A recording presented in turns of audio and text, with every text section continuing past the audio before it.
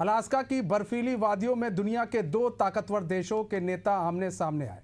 Red carpet पर हाथ मिलाया, एक ही लिमोजिन में बैठे। इस दौरान आसमान में स्टिल्थ फाइटर जेट्स मंडराते रहे। आइए जानते हैं मुलाकात हुई, आखिर क्या बात हुई।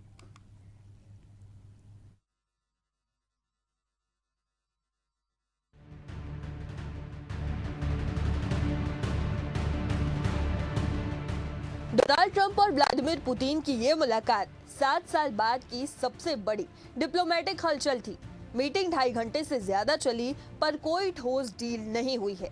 इस दौरान ट्रंप ने कहा कि कई बिंदुओं पर सहमति जरूर बनी है, लेकिन सबसे अहम मुद्दा अब भी अटका हुआ है।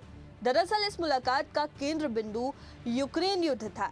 ट्रंप ने सीधी बात और तुरंत युद्ध विराम की ख्वाहिश जाहिर की, तो वहीं पुतिन ने रूस की सुरक्षा की चिंता सामने रखी है। भारत के लिए भी इस मुलाकात से एक बड़ी राहत की खबर सामने आई है। ट्रंप ने सेकेंडरी टैरिफ को अभी रोकने का संकेत दिया है। जानकारों के मुताबिक ट्रंप ने टैरिफ को कूटनीतिक हथियार बनाया और भारत पर दबाव डालकर पुतिन को बातचीत की मेज तक लाने में कामयाब रहे हैं। पुतिन ने अगली मीटिंग के लिए मॉस्को को न्योता दिया है। ट्रंप ने कहा कि विचार करेंगे, यानी बर्फ पिघल रही है, पर शांति अब भी दूर है। पुतिन ने बातचीत के दौरान ट्रेड, आर्कटिक और स्पेस में सहयोग का भी जिक्र किया है, यानी राजनीतिक टकराव के बीच आर्थिक रास्ते खोजने की कोशिश भी नजर आई है। लिमोजिन में ट्रंप पुतिन साथ बैठे और ऊपर मंडरा रहे थे जेट्स। ये सिर्फ तस्वीर नहीं थी, ये था दुनिया को दिया गया एक संदेश। कह सकते हैं कि शांति की कोशिश जारी है, लेकिन टकराव की तलवार अब भी हवा में झूल रही है। Bureau report, Asian news. तुम्हारे साथ डॉक्टर ब्रह्मदीप जी जुड़ चुके हैं, जो कि राजनीतिक विश्लेषज्ञ हैं।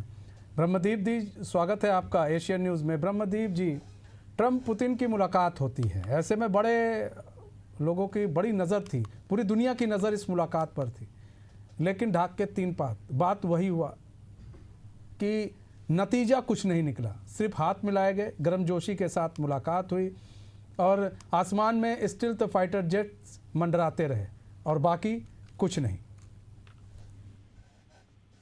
नहीं मनीष जी, देखिए, अमेरिका और रूस की जो कूटनीति है उसका इतिहास बहुत समृद्ध रहा है। गन बोट नीति से लेकर बंद कमरे की नीतियों तक, और इसके बड़े बड़े परिणाम निकलते हैं। लेकिन आप देखिएगा कि रेड कारपेट बिछाकर दुश्मन देश के राष्ट्राध्यक्ष का स्वागत करना, फिर पुतिन का अलास्का की जमीन से यूरोप को चेतावनी देना कि वो अपनी हद में रहे, शांति को स्थापित होने दे, फिर यह भी कहना कि रूस की सुरक्षा के साथ कोई समझौता नहीं किया जाएगा, फिर इसके बाद गेंद को जेलेंस्की के पाले में फेंक देना।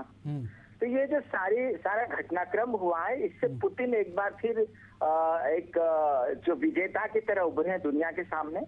दूसरी बात यह भी है कि आप देखिएगा, इतिहास में हमेशा अमेरिका ने रूस को कड़ा प्रतिद्वंदी समझा है, लेकिन ट्रंप जो है बहुत ही दोस्तों की तरह नजर आते हैं, पुतिन को अपना दोस्त समझते हैं। तो इससे यूरोप और नाटो को संदेश तो गया है कि वो यूक्रेन के पक्ष में खड़े रहने के पहले सोचे। दूसरी बात है, जेलेंस्की को भी संदेश गया है कि वह समझौते के लिए तैयार है। लेकिन सबसे महत्वपूर्ण बात है कि रूस की सुरक्षा के साथ कोई समझौता नहीं किया जाएगा। पुतिन ने स्पष्ट संदेश दे दिया है कि वो जीते हुए जो इलाके हैं यूक्रेन के, उनको आसानी से लौटाने वाले नहीं है। फिर पुतिन ने एक और जो है वो दांव खेल दिया कि अगली बैठक मॉस्को में होगी, तो मॉस्को की जमीन से पुतिन कोई समझौता कर ले और खासकर यूक्रेन की जमीन को लौटाने का, ये हो ही नहीं सकता।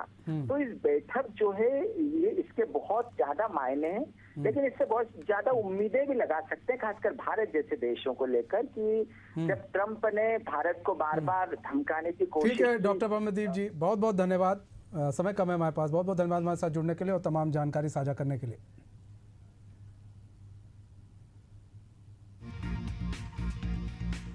तो अब मॉस्को का न्योता दिया है पुतिन ने कि आप मॉस्को आइए, वहाँ पर बातचीत करेंगे। लेकिन पुतिन ने कुछ संदेश साफ कर दिए हैं। जो संदेश पुतिन को देना था वो संदेश उन्होंने दे दिया और जो है जेलेंस्की के पाले में अब सारी गेंद डाल दी है। पुतिन का ये कहना है कि भाई अब जेलेस्की जाने, अगर उनको समझौता करना है तो फिर वो अब जेलेस्की देखें, कुछ मांगे हैं, कुछ डिमांड है तो जेलेस्की देखें, क्योंकि पुतिन जो है जहाँ जहाँ पर पुतिन ने अपना कब्जा कर रखा है, पुतिन भी उस हिस्से को इतनी आसानी से छोड़ने वाले नहीं हैं।